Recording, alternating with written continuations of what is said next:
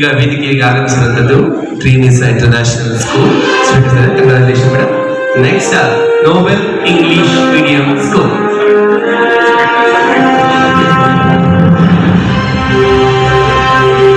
I request the calling number 11 to 20. Please line up near the stage.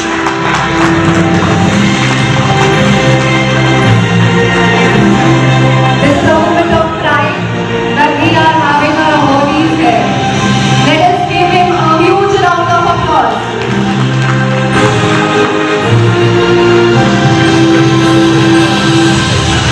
Now we have with us Sunrise Public Schools corresponding for the Academic Achievement Award. FAP national award ಅಂದ್ರೆ ರಾಷ್ಟ್ರೀಯ ಪ್ರಶಸ್ತಿಯನ್ನು ನೀಡಲಾಯಿತು. ಇದು ಒಂದು ಉತ್ತಮವಾದ ಪ್ರಶಸ್ತಿ ನಮ್ಮ Nobel ಶಾಲೆಗೆ ಮುಳಬಾಗಿಲು ತಾಲೂಕಲ್ಲಿ ಕೊಟ್ಟಿರುವುದು. ಜೊತೆಗೆ ನಮ್ಮ ನೋಬಲ್ ಶಾಲೆಯ 4 ಶಿಕ್ಷಕರಿಗೆ best principal of the year and best teachers ಅಂತ ಹೇಳ್ಬಿಟ್ಟು 3 ಟೀಚರ್ಸ್ಗೂ ಇದೇ ತರ ಒಂದು ಅವಾರ್ಡು ಕೊಟ್ಟಿದ್ರು.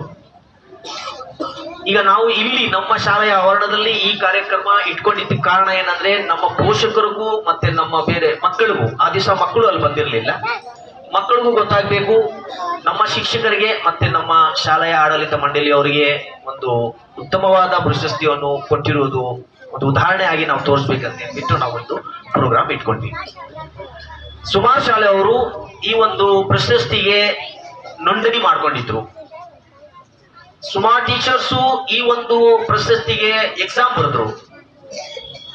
ಬಟ್ ಅದೃಷ್ಟ ನಮ್ಮ ಶಾಲೆಯಲ್ಲಿ ಇತ್ತು, 4 ಟೀಚರ್ಸ್ಗೆ ಉತ್ತಮವಾದ ಟೀಚರ್ಸ್ದು ಒಂದು ಪ್ರಶಸ್ತಿ ಸಿಕ್ತು. ಅದೇ ರೀತಿ ಮ್ಯಾನೇಜ್ಮೆಂಟ್ಸ್ ಅಲ್ಲಿ ಕೂಡ ಸುಮಾರು ಟೀಚರ್ಸ್, ಸುಮಾರು ಮ್ಯಾನೇಜ್ಮೆಂಟ್ ಅವರು ನಮ್ಮ ಕರ್ನಾಟಕ ಸ್ಟೇಟ್ ಇಂದ 265 ಶಾಲೆಗಳವರು ಪಾರ್ಟಿಸಿಪೇಟ್ ಮಾಡ್ಕೊಂಡು 265 ಸ್ಕೂಲ್ಸ್. ಇದು ಫಸ್ಟ್ ಟೈಮ್ ಆಗ್ತಾ ಇರೋದ್ರಿಂದ ಮಿನಿಮಮ್ ಪಾರ್ಟಿಸಿಪೇಷನ್ ಆಗಿತ್ತು. ಬಟ್ ಅದರಲ್ಲಿ ನಮ್ಮ ಒಂದು ಶಾಲೆ ಇತ್ತು. ನಮ್ಮ ಶಾಲೆಗೆ ಆ ಒಂದು ಪ್ರಶಸ್ತಿಯಲ್ಲಿ ಆಯ್ಕೆ ಮಾಡ್ಕೊಂಡಿರೋದು ನಮ್ಗೆ ಒಂದು ಸಿಹಿ ಸುದ್ದಿ ಅಂತ ಹೇಳ್ತಾ ಈ ಸಂದರ್ಭದಲ್ಲಿ ನಾನು ನಿಮ್ಮ ಮಧ್ಯದಲ್ಲಿ ಹಂಚಿಕೊಳ್ತೀನಿ. ಮತ್ತೆ ಈ ಒಂದು ಅವಾರ್ಡ್ ಏನ್ ನಮ್ಗೆ ಪ್ರಶಸ್ತಿ ಸಿಕ್ಕಿದೆ, ಅದು ಅದಕ್ಕಾಗಿ ಅದೇ ಬಂದಿಲ್ಲ, ಅದಕ್ಕಾಗಿ ಅವ್ರು ಕರೆದಿಲ್ಲ. ಅದಕ್ಕೆ ಒಂದು ಎಕ್ಸಾಮ್ ಇತ್ತು, ಮತ್ತೆ ಬೇರೆ ಇನ್ಫ್ರಾಸ್ಟ್ರಕ್ಚರ್ಸು, ನಮ್ಮ ಶಾಲೆಯ ಬೇರೆ ಬೇರೆ ಚಟುವಟಿಕೆಗಳನ್ನು ಎಲ್ಲ ಅವರು ವಿಡಿಯೋ ಸಮೇತ ತಗೊಂಡು ಅದರಲ್ಲಿ ಆಯ್ಕೆ ಮಾಡಿಕೊಂಡಿರೋ ಒಂದು ವಿಷಯ ಆಗಿರುತ್ತದೆ. ಸೊ ಈಗ ಈ ಒಂದು ಅವಾರ್ಡ್ ಬರ್ಬೇಕಂದ್ರೆ ಈಗ ನನ್ನಿಂದನೇ ಆಗಿರಲ್ಲ, ಇದು ನಮ್ಮ ಎಲ್ಲ ಟೀಚರ್ಸ್ ಇಂದ. ಯಾಕಂದ್ರೆ ಒಂದು ಶಾಲೆ ನಡೆಸಬೇಕು ಅಂದ್ರೆ ಏನು ಮ್ಯಾನೇಜ್ಮೆಂಟ್ ಅವ್ರು ಬಂದು ಚೇರ್ ಮೇಲೆ ಕೂತ್ಕೊಂಡ್ರೆ ಶಾಲೆ ನಡೆಯಲ್ಲ, ಅದೇ ತರ ಪ್ರಿನ್ಸಿಪಾಲ್ ಆಗಿದ್ರೆ ಕೂಡ ನಡೆಯಲ್ಲ. ಇದು ಒಂದು ಟೀಮ್ ವರ್ಕ್ ಇರುತ್ತೆ. ಮ್ಯಾನೇಜ್ಮೆಂಟ್ ಆಡಳಿತ ಮಂಡಳಿಯವರು ಇರಬೇಕು, ಮುಖ್ಯೋಪಾಧ್ಯಾಯರು ಇರಬೇಕು, ಸಹ ಶಿಕ್ಷಕರು ಇರಬೇಕು. ಈ ರೀತಿ it is A team work. ಎಲ್ಲ ಟೀಚರ್ಸ್ ಸೇರಿ ನಾವು ಒಂದು ಉತ್ತಮವಾದ ಕೆಲಸ ಮಾಡಿ ಉತ್ತಮವಾದ ಒಂದು ಅಭಿವೃದ್ಧಿ ನಾವು ತೋರಿಸಿರೋದು ನಮ್ಮ ಈ ಫ್ಯಾಪ್ ಅಕಾಡೆಮಿ ಅಂತ ಏನು ಛತ್ತೀಸ್ಗಢ ಯೂನಿವರ್ಸಿಟಿ, ಚಂಡೀಗಢ ಯೂನಿವರ್ಸಿಟಿ, ಆ ಒಂದು ಯೂನಿವರ್ಸಿಟಿಯಲ್ಲಿ ಅವರು ಬಂದು ನಮ್ಮ ಕರ್ನಾಟಕದಲ್ಲಿ ಒಂದು ಪ್ರೋಗ್ರಾಮ್ ಇಟ್ಟು ಸುಮಾರು ಶಾಲೆಯವರಿಗೆ ಒಂದು ಈ ತರ ಪ್ರಶಸ್ತಿಯನ್ನು ಕೊಟ್ಟಿದ್ದಾರೆ. ಮುಳಬಾಗಿಲು ತಾಲೂಕಲ್ಲಿ ನಮ್ಮ ನೋಬಲ್ ಶಾಲೆಗೆ ಉತ್ತಮವಾದ ಮ್ಯಾನೇಜ್ಮೆಂಟ್ ಸ್ಕೂಲ್ ಆಡಳಿತ ಮಂಡಳಿಯವರು ಅಂತ ಹೇಳ್ಬಿಟ್ಟು ಒಂದು ಪ್ರಶಸ್ತಿಯನ್ನು ಕೊಟ್ಟಿದ್ದಾರೆ. ಇದಕ್ಕೆ ಈ ಸಂದರ್ಭದಲ್ಲಿ ನಾನು ಹೇಳಕ್ಕೆ ಇಷ್ಟಪಡ್ತೀನಿ.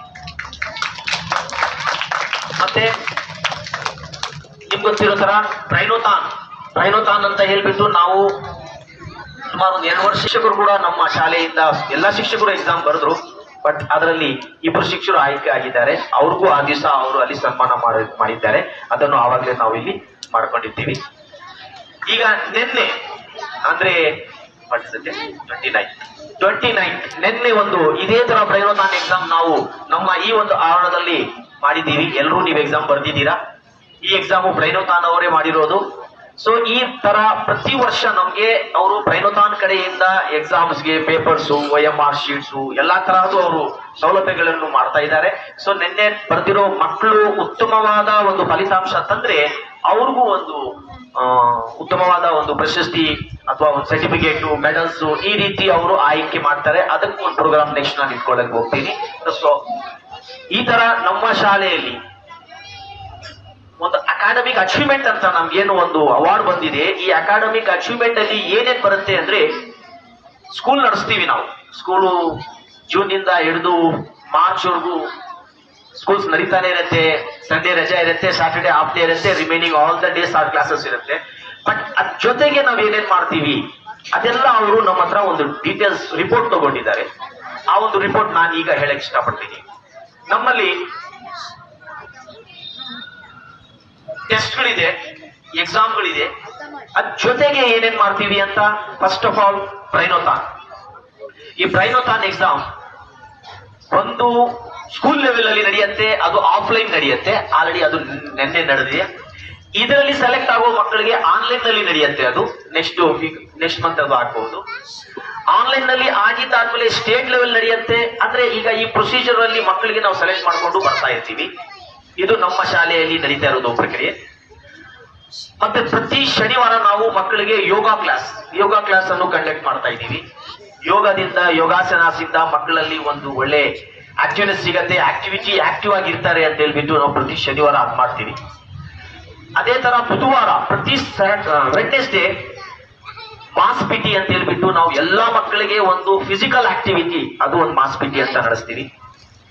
ಮತ್ತೆ ಸೈನ್ಸ್ ಎಕ್ಸಿಬಿಷನ್, ಫೇರ್ವೆಲ್ ಡೇ, ಈಗಾಗಲೇ ಮೊನ್ನೆ ನಡೆದಿರೋ ಒಂದು ಟ್ಯಾಲೆಂಟ್ಸ್ ಡೇ ಅಂತ ಒಂದು ಪ್ರೋಗ್ರಾಮ್ ನಡೆದಿದೆ. ಈಗ ಬರೋ ದಿನಗಳಲ್ಲಿ ನಾವು ಒಂದು ಸೈನ್ಸ್ ಎಕ್ಸಿಬಿಷನ್ ಮತ್ತೆ ಫೇರ್ವೆಲ್ ಡೇ ಅದು ನಡೆಸೋಣ ಅಂತ ಪ್ಲಾನ್ ಮಾಡ್ಕೊಂಡಿದೀವಿ. ಸೊ ನೆಕ್ಸ್ಟ್ ಅದಾದ್ಮೇಲೆ ಆನ್ಯುವಲ್ ಡೇ ಅಂತ ಅದನ್ನು ಮಾಡ್ತೀವಿ. ಸೊ ಈ ಎಲ್ಲ ನಮ್ಮ ಶಾಲೆಯಲ್ಲಿ ನಡೆಯೋ ಒಂದು ಚಟುವಟಿಕೆಗಳು